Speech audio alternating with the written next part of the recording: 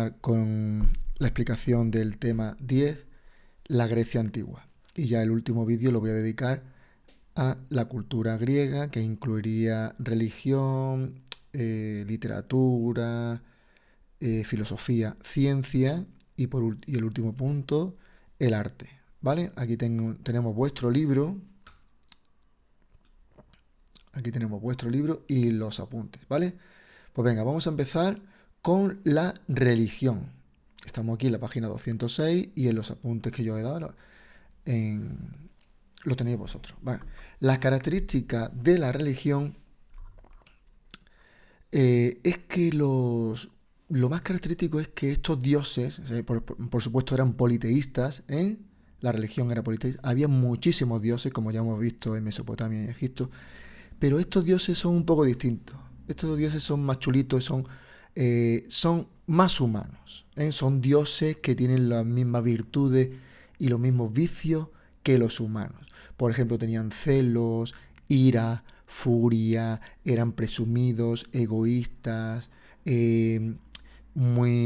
por ejemplo, Zeus le era muy infiel a su esposa Hera tenía muchos celos, o sea, eran con unas características muy parecidas a los humanos, lo que pasa que ellos tenían unos poderes especiales, poseían poderes y eran inmortales. Entonces vamos a seguir. Los dioses habitaban en el monte Olimpo. En el monte Olimpo, vamos a ver si pongo... el monte Olimpo está aquí. Aquí está el monte Olimpo. Aquí lo estáis viendo. Pues es el monte más alto de Atenas y entonces se pensaban que vivían allí, los dioses del Olimpo. Principalmente eran 12 los dioses más importantes. Vamos a ver, vamos a poner aquí, lo vamos a ver ahora, los dioses. Aquí están los 12 dioses, 1, 2, 3, 4, 1, 2, 3, 4, 5, 6, 7, 8, 9, 10. Sí, los 12 dioses principales son estos. Ahora lo vamos a ver más tranquilamente. Bueno, pues lo que estaba diciendo. Me voy a vuestra página del libro. Vamos a ver. El arte griego y la cultura griega. Estamos en la religión. Estamos aquí. Eran politeístas, creían en sus dioses, tenían apariencia humana. Eran antropomorfos, significa apariencia humana. Y vivían en el monte Olimpo. Aquí lo ponen, tenían virtudes y defectos como los humanos. Con sus defectos y sus virtudes tenían necesidades como las personas. La diferencia es que poseían poderes y eran inmortales. Por ejemplo, un poder pues típico del rayo de Zeus, ¿no? Con el rayo Zeus podía destruir todo. Tenía un poder. Poseidón, el dios de los mares, pues podría crear tormentas, destrozar naves, etcétera, etcétera, ¿vale? También había héroes, que era la unión de un dios con un humano. Por ejemplo, Aquiles. Aquiles era el germen el resultado el padre era un dios y su madre era una humana. Era una humana, ¿vale? Una mujer. Venga, le dedicaban sacrificios para que les protegieran. En cada ciudad rendía su culto a su propio dios. Por ejemplo, la ciudad de Atenas viene del nombre de la diosa Atenea, la diosa de la sabiduría, Atenea. Y por eso tenía muchos templos en Atenas, estaban dedicados a Atenea. La casa del dios, pues era el templo, ¿no? Ellos hacían muchísimos templos. Bueno, ¿qué más cosas tenemos por aquí? Bueno, sobre los dioses, vamos a ver, os voy a enseñar esta imagen de otro libro. Pues tengo mucho interés en... Es muy importante la religión porque hay mucha historia, se llama la mitología griega, ¿no? Y ahí vais a encontrar una cantidad de cuentos, una cantidad de historias preciosas, que deberíais de conocer algunas. Ya hemos visto nosotros, por ejemplo, la guerra de Troya, el juicio de París. Hay muchísimas historias para explicar la realidad y entonces como había tantos dioses y había tantas relaciones entre ellos, pues hay infinidad de de historias, a eso se le llama la mitología griega, que luego va a pasar a Roma, mitología griega y romana, ¿vale? Pues aquí tenemos los dioses más importantes: Atenea, diosa de la sabiduría; Ares, el dios de la guerra. Después vienen con sus símbolos, ¿no? Atenea, diosa de la sabiduría, y viene con el búho, ¿eh?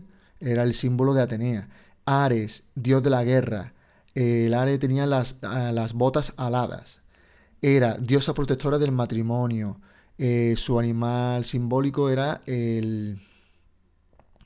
Ay, ahora mismo no me acuerdo. Este que está aquí, el... Bueno, a ver si lo digo ahora. El pavo real.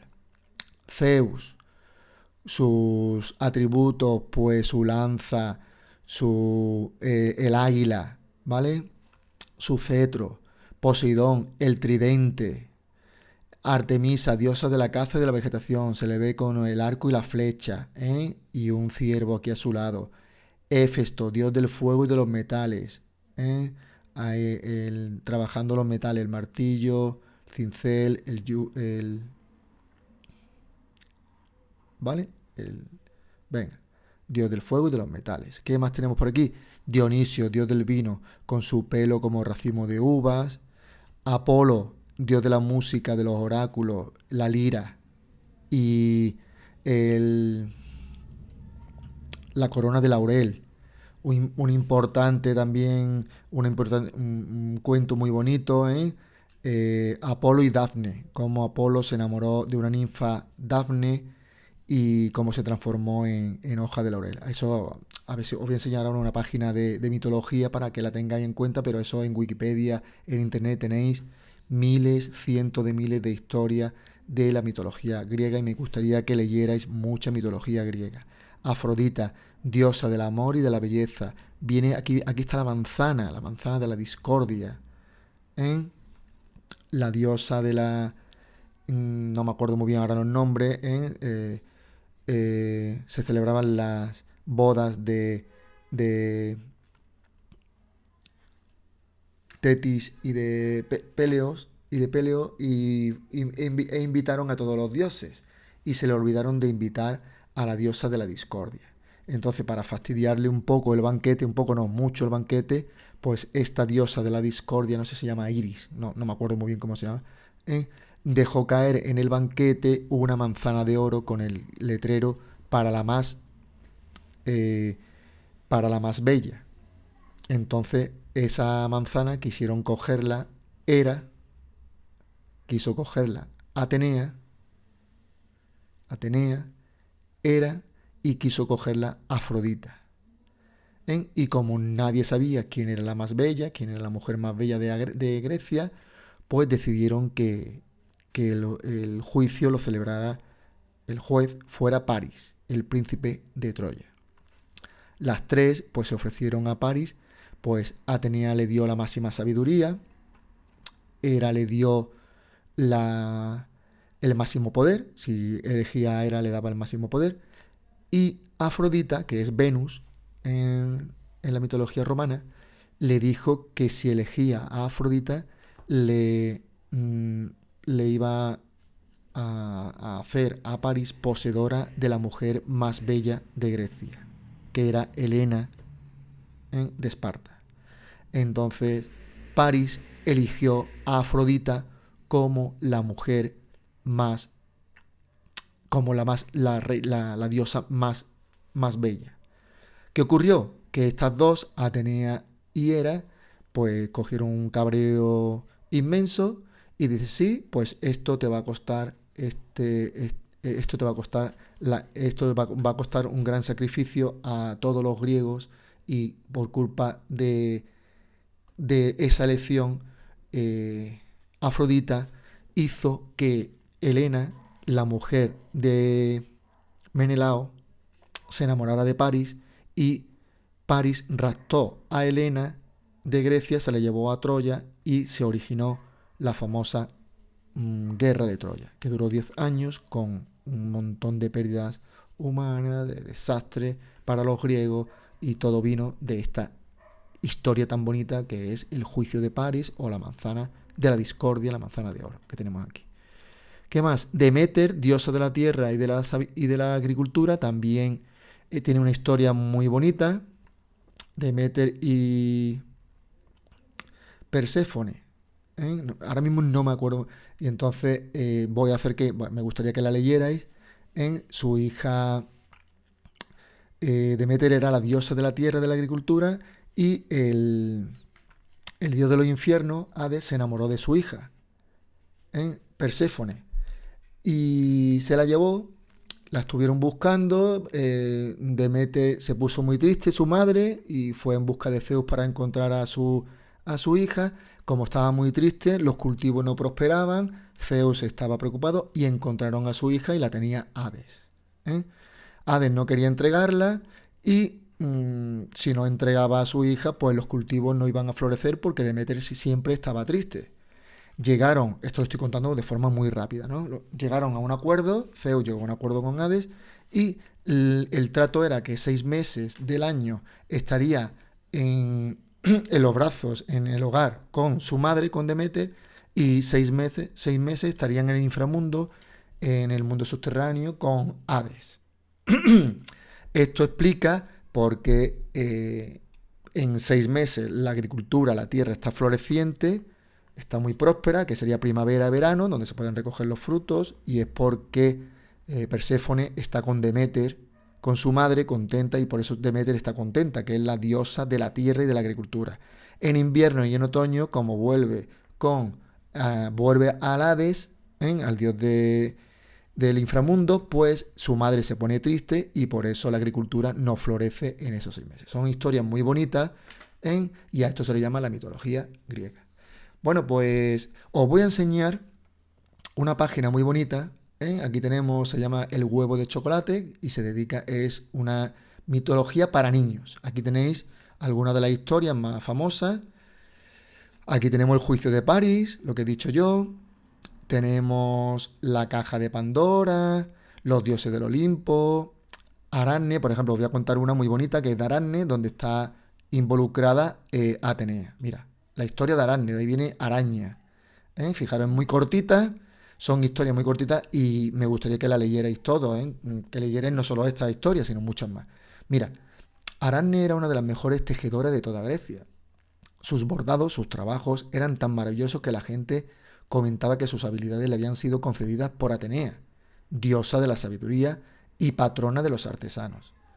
Pero Aracne tenía un gran defecto, que era una muchacha muy vanidosa, muy orgullosa, y decía continuamente que ella era la mejor tejedora del mundo. Un día la orgullosa Aracne no pudo aguantar más los comentarios de sus vecinos y llegó a compararse con Atenea.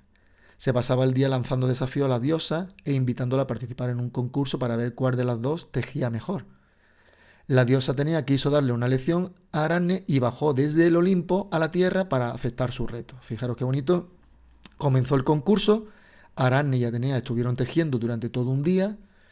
Atenea representó a los dioses en todo su esplendor, pero por el contrario, Aracne lo que hizo fue una tela donde mostraba a los dioses como locos y borrachos. Cuando Atenea vio que el trabajo de Aracne insultaba a los dioses, no pudo aguantar más, se enfadó mucho y rajó la tela. Aracne se dio cuenta que había ofendido gravemente a los dioses, sintió mucho miedo, salió corriendo e intentó suicidarse colgándose de una viga del techo. La diosa Atenea se apiadó de ella y le salvó la vida, pero para castigarla la convirtió en araña y la condenó a tejer para el resto de sus tiempos. De ahí viene el nombre de araña y de arácnidos de esta griega que se llamaba Aracne, que osó desafiar las virtudes de la diosa Atenea, diosa de la sabiduría y de la patrona de los artesanos. Fijaros qué historia tan bonita. Bueno, pues así, todas estas historias que son muy cortitas, vamos a ver. Dédalo, Ícaro, también esto tiene que ver con mira, Teseo y el Minotauro, lo que yo creo que lo he contado ya, Teseo y el Minotauro, pues esto lo cuentan de forma muy breve, esta es un poquito más extensa, pero lo podéis leer perfectamente y os va a gustar muchísimo, ¿vale? No sé si tengo, aquí está no está aquí la de la de Apolo y Dafne, ¿eh? Apolo y Dafne. Apolo, el dios de la música, de los oráculos, se enamoró de una ninfa que se llamaba Dafne. La ninfa no estaba enamorada de él, él la perseguía y en una de estas mañanas que ya estaba a punto de poseerla, pues ella le pidió a su padre que por favor, su padre era el río que estaba al lado, ¿eh? Le rogó, le rogó a su padre que por favor no fuera capturada. Y entonces, cuando Apolo la va persiguiendo, Aracne va rogándolo, perdón, Aracne no, Dafne va rogando a su padre que no la alcance, y cuando la va a alcanzar, pues su padre la transforma en una rama, en una planta de laurel.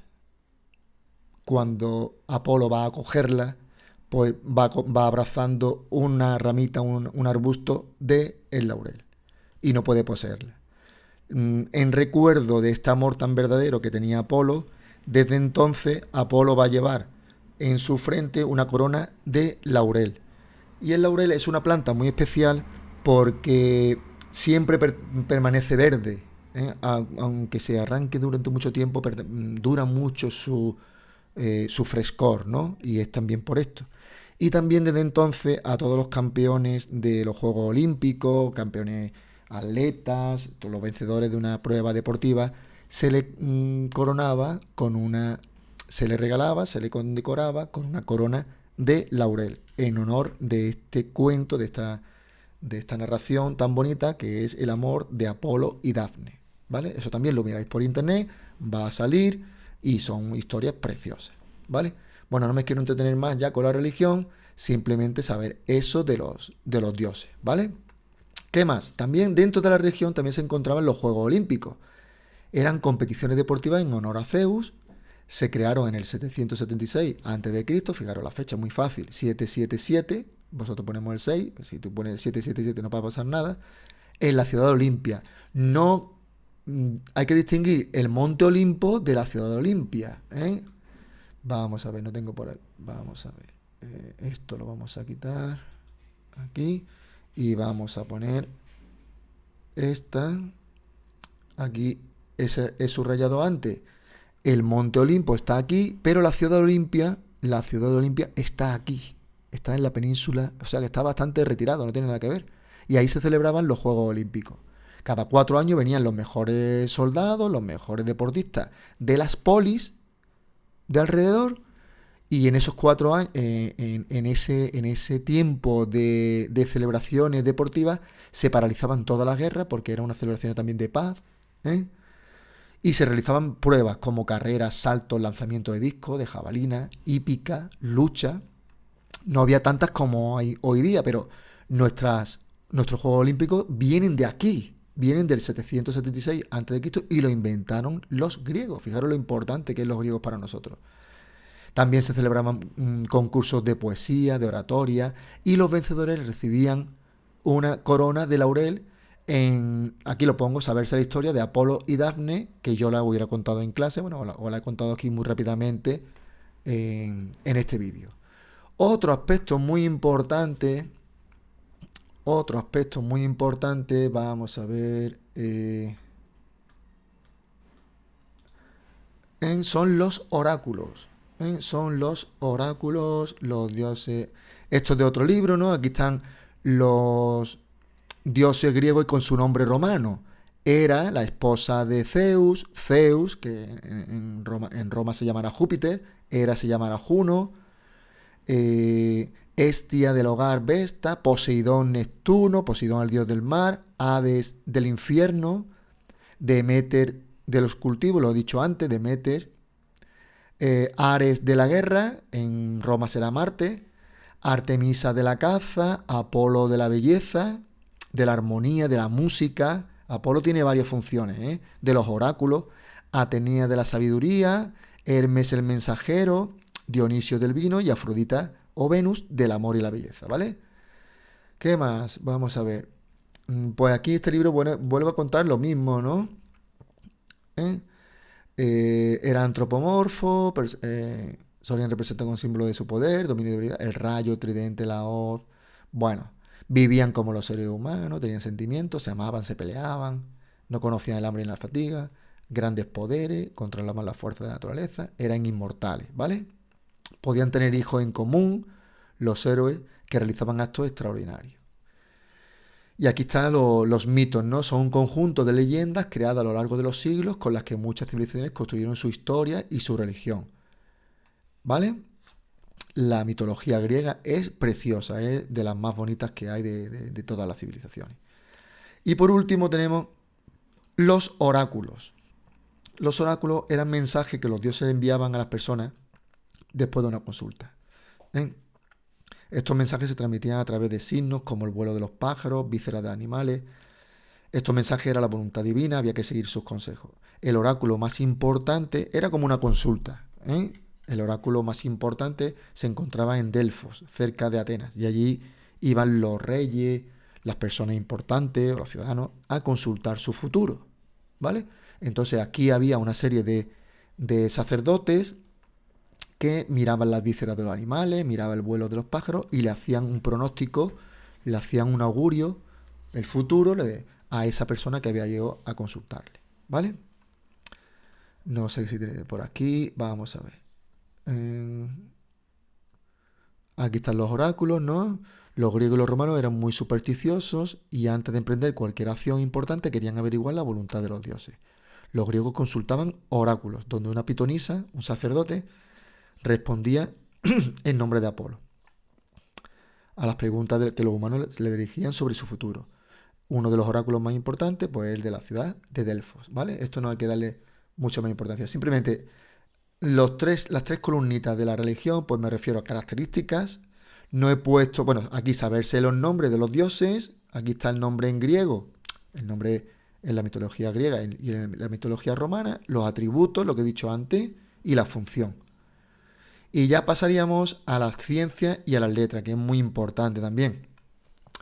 Los griegos fueron los orígenes, los fundadores de la filosofía. Esa rama del saber que se hace cuestiones sobre el origen del mundo, la inmortalidad del hombre, sobre la verdad, son preguntas muy, muy difíciles de responder. ¿Qué es el alma? ¿Tenemos alma? ¿Hay vida después de la muerte? ¿Cómo se creó el universo? ¿Por qué vivimos? ¿Por qué estamos aquí? ¿Qué función tenemos? Etcétera. Y autores muy importantes, eran muy sabios, Sócrates, Platón, Aristóteles. Este último fue el profesor de Alejandro Magno. A ver si tengo algo por aquí. Aquí están los... Vamos a ver. Aquí están los filósofos griegos. Buscaron explicaciones a los problemas que le planteaban mediante el diálogo y la reflexión. Esto lo tenemos aquí. Vamos a cortar esto un poquito. Lo ponemos más grande.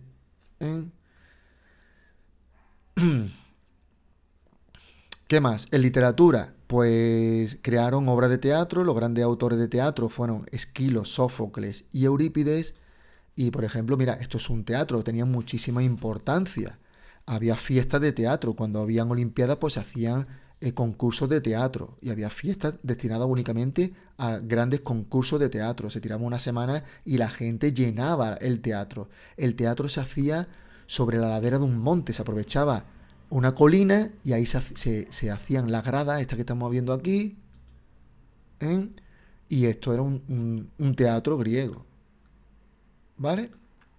Y era muy importante, había concursos para los autores de teatro. En poesía épica hemos visto ya el libro más importante, la Ilíada de la Odisea, y el escritor más famoso es Homero. Poesía épica se refiere a grandes hazañas que hace un héroe, ¿vale? ¿Qué más? Y en historia también fueron los precursores de la historia. Había grandes historiadores que se preocuparon de narrar los acontecimientos históricos del mundo. En ese momento el mundo conocido pues era los griegos, Mesopotamia, Egipto, tenemos Herodoto y Tucídides, ¿vale?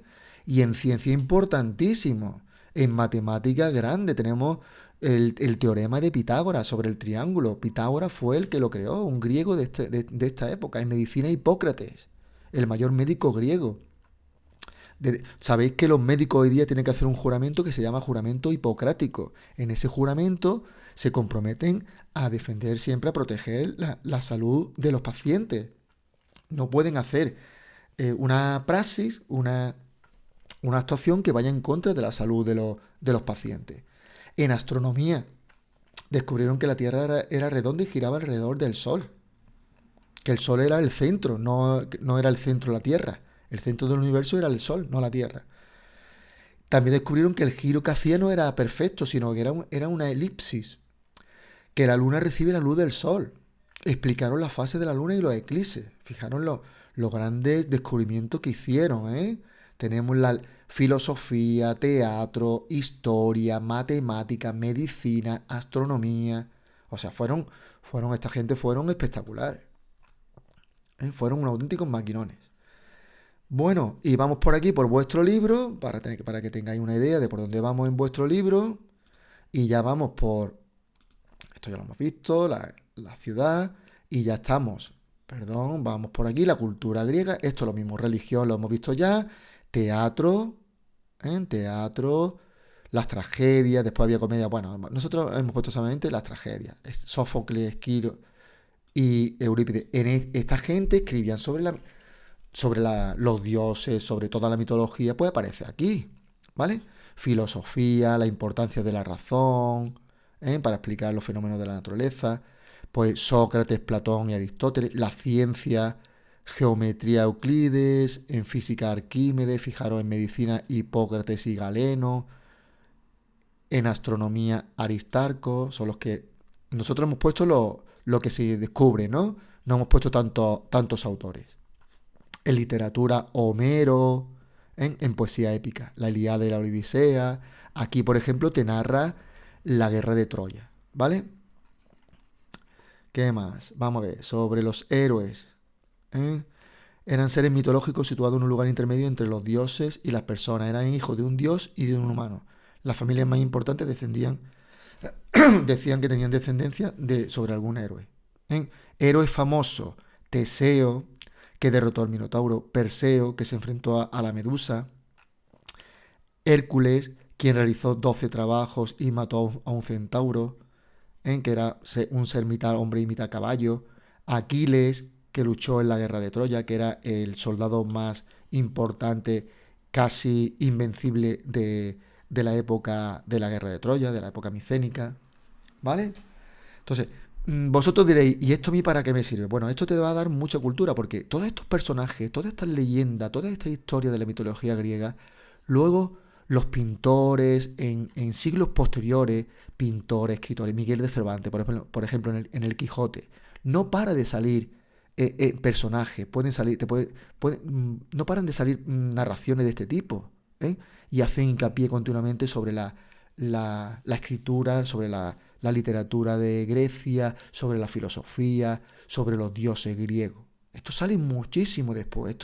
Shakespeare, los grandes escritores han hablado, los grandes pintores, Velázquez, Picasso, todos tienen influencia de la mitología de los romanos. Esto es muy importante. Nosotros, los planetas, Mercurio, Venus, pues son nombres de dioses griegos. Mercurio, Venus, Tierra, Marte, Júpiter, Saturno, Urano, Neptuno. Todos tienen que ver con la mitología griega. Los días de la semana, lunes, martes, miércoles, jueves, Júpiter, viernes, Venus. Todos tienen que ver, están muy relacionados. Esto deberías de conocer mucho esto para después conocer la cultura posterior. Porque grandes pintores, grandes escritores, grandes músicos siempre han tenido la influencia de esta historia, de esta mitología griega que yo te estoy diciendo, ¿vale? Bueno, ya hemos terminado con esto y ya pasaríamos al último punto, que sería el arte griego, ¿vale? Y nosotros principalmente vamos a ver el templo. Os voy a sacar aquí, voy a minimizar esto y nos vamos a la arquitectura griega. Yo me voy aquí al arte. Características de la arquitectura griega. Es adintelada. Por ejemplo, ¿qué es un dintel? Un dintel es una viga. Vamos a ver. Esto es un dintel. Una viga atravesada, sujetada por columnas. tiene línea recta, predomina la línea recta, no es una bóveda. Como en Mesopotamia, no hay un arco, nunca te vas a encontrar un arco, sino son líneas rectas. Esa dintelada utiliza como elemento sustentante la columna, la columna. El material es la piedra blanca, mármol también, piedra blanca. 3 estilos, estamos viendo los edificios, edificios, estamos viendo la arquitectura, espacio para la vida colectiva. Tuvieron que hacer muchos templos, porque ellos creían en muchos dioses. Y después también hicieron zonas para reuniones de la asamblea, pues todo eso tenían que construir muchos edificios. Ellos tenían una vida colectiva pública muy plena y tenían que hacer... había espacios para la vida pública, entonces de gran belleza, y tenían que hacer edificios acorde a la actividad pública que tenían ellos. Daros cuenta que la política era muy importante. Oradores, pues todo eso se reunían en edificios públicos y había que hacerlo así. Vamos a ver. No eran tan grandes como podían ser en Mesopotamia y en Egipto, como las pirámides egipcias. No usaron ni el arco ni la bóveda. El diseño de los edificios se basaba en la unión de columnas verticales y vigas horizontales, que llamamos arquitrabe o dintel. La viga horizontal es el dintel, arquitrabe. Por eso decimos que la arquitectura es arquitrabada o adintelada. Aquí tenéis arquitrabe o dintel. Son las vigas horizontales, sujetadas por las columnas. Pues venga, existen 3 estilos arquitectónicos, más antiguos, más modernos: dórico, jónico y corintio. Es muy fácil de distinguir, nada más que con que veas algunos elementos ya lo ves. Elementos de los templos tenemos gradas, columnas, vamos a ver, y entablamiento. La grada es la base, gradas. Esto sería un púlpito ahí, la base. La columna va a estar dividida en basa, mira aquí tenéis basa, fuste y capitel. La basa es lo que se une con la grada, en la parte baja de la columna. El fuste es la parte media, lo que nosotros conocemos con columna, el fuste, y el capitel es la parte de la columna que se une al dintel, a la parte horizontal. A ver si lo vamos a ver, aquí lo vamos a ver ahora muy bien. Y el entablamiento, que es la parte que se sujeta, lo que pesa, esta parte sería el entablamiento. Es la parte, por ejemplo, esta parte del entablamiento. Esta parte es la parte sujetada. La columna es lo que sujeta al entablamiento. Y la grada es lo que aguanta a la columna. Son las 3 partes. Aquí lo vamos a ver muy bien en esta fotito. Gradas, columnas, entablamiento. Gradas, columna, entablamiento.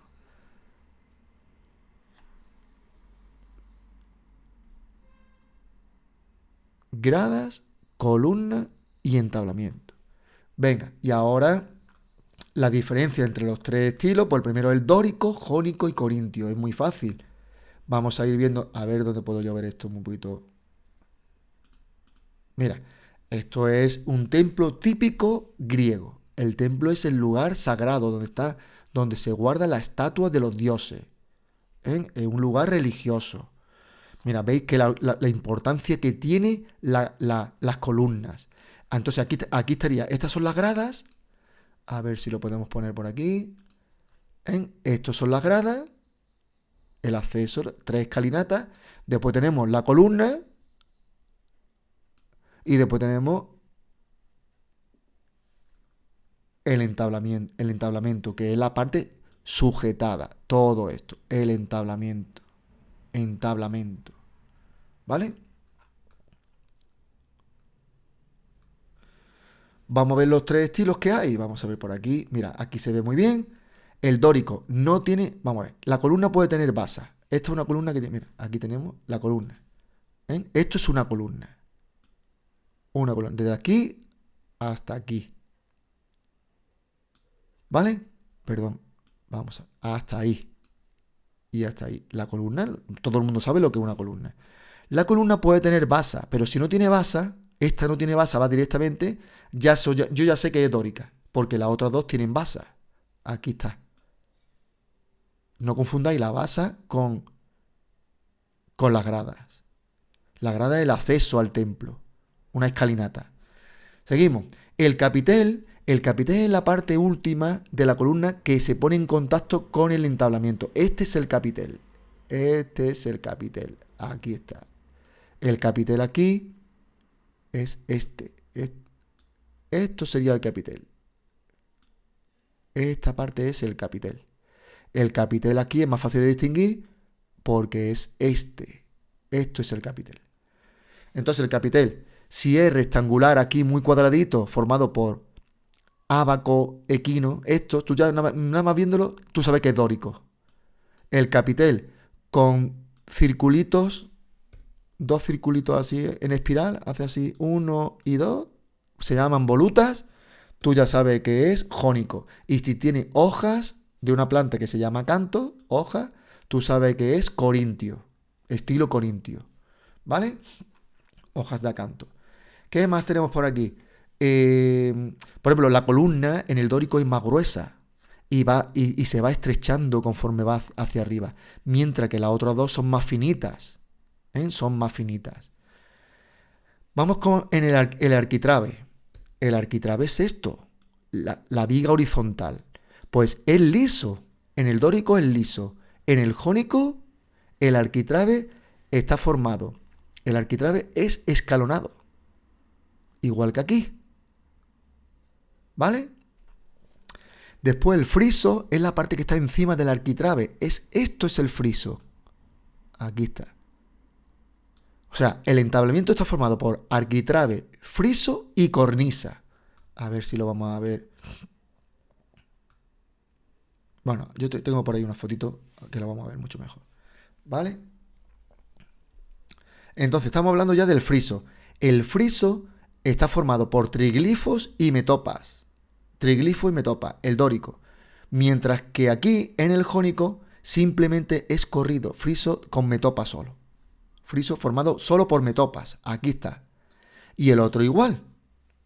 El friso solamente por metopas. No tiene triglifos.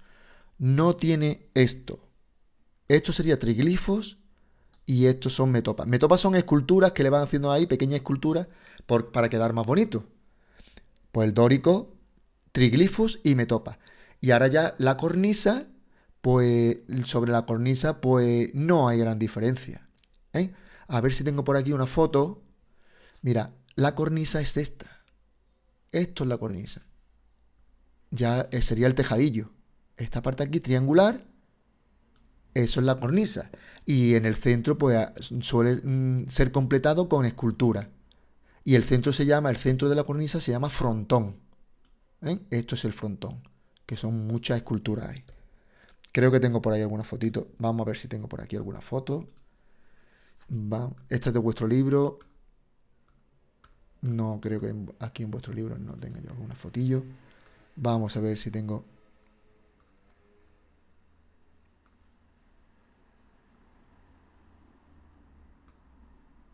No, pues no tengo más. Bueno, yo creo que se ve claro. Volvemos otra vez. Entonces, esto serían las gradas. Después vendría la columna. Por ejemplo, yo sé que este templo es de estilo dórico. Nada más ver la columna, no tiene basa, no tiene voluta del capitel, es rectangular. Collarino, ábaco y equino está formado por eso. Eso no lo he puesto antes. Sale ahí en el vídeo, pero no. Y tiene triglifos y metopa. El friso está formado por arquitrabes y metopa. El arquitrabe es liso, no es escalonado. Vamos a ver por aquí. Y lo vemos otra vez. Arquitrabe liso, mientras aquí el arquitrabe es escalonado. Arquitrabe escalonado. Como es liso, aquí tengo. Es un arquitrabe liso. Aquí tiene unos medallones, pero no es escalonado. el friso está formado por triglifos y metopas, yo sé que esto es de orden dórico. La columna es mucho más gruesa, no es tan estilizado como los otros dos. No tiene basa de apoyo, no tiene basa. ¿Veis que no tiene basa? La columna no tiene basa. Esta es la basa. Aquí, esta formación que tiene. Basa. En vez de base, pues basa. El fuste es mucho más grueso. Es un fuste grueso, pues yo sé que este es de estilo dórico. ¿Vale? Bueno, pues nada más, a verse un poquito, ya hemos visto algunas partes de un templo, las columnas, siempre el capitel. ¿Y qué ocurre con esto? Que es tan grande el mundo griego que nuestros edificios públicos, ayuntamientos, bibliotecas, muchos están inspirados en estos edificios. Los grandes chalés, las grandes urbanizaciones suelen tener portadas así, con columnas y el frontón, y esto se repite mucho hoy día incluso, por eso es tan importante. Otras construcciones que van a hacer, aparte de templos, tenemos templos, que es el hogar de los dioses, tenemos teatros, muy importante los teatros. Vamos a ver aquí tenemos un teatro, mirad cómo aprovecha, fijaos cómo aprovecha la montaña. Vamos a ver si tengo aquí una fotito de un teatro mucho más clara. Esto es un teatro. El teatro donde se representan tragedias y comedias. Después tenemos también estadios donde para carrera atlética. Tenemos hipódromo para carrera de caballo, gimnasio donde se realizaban ejercicios físicos, palestra, escuela de lucha. ¿Vale? Vamos a ver. No he puesto... bueno, esto lo podemos poner aquí, mira. Vamos a ver. Voy a poner estadio de la Grecia antigua. Y me va a salir ya fijaros, esto es un estadio. Fijaros qué estrechito es. Era prácticamente la mitad de los estadios de atletismo de hoy día. Mira, esto es un estadio griego antiguo. Mira, esto es el estado actual. Cómo se encuentra. Ya, claro, muy deteriorado, lógicamente. Esto está reformado. Se hizo para la Olimpiada de 2004 en Atenas, creo que fue. Se remodeló el antiguo estadio. ¿Qué más tenemos por aquí? Teatro, estadio, tumba griega, hipódromo. Yo ya creo que no va a haber fotos, de donde va a haber fotos serán templos, que ya lo hemos visto, teatros. Fijaros, ponemos aquí un teatro romano, teatro Grecia antigua. Y ya me va a salir, pues, imágenes de la que tenemos en el libro. Fijaros qué teatro, con su grada, la orquesta era esto,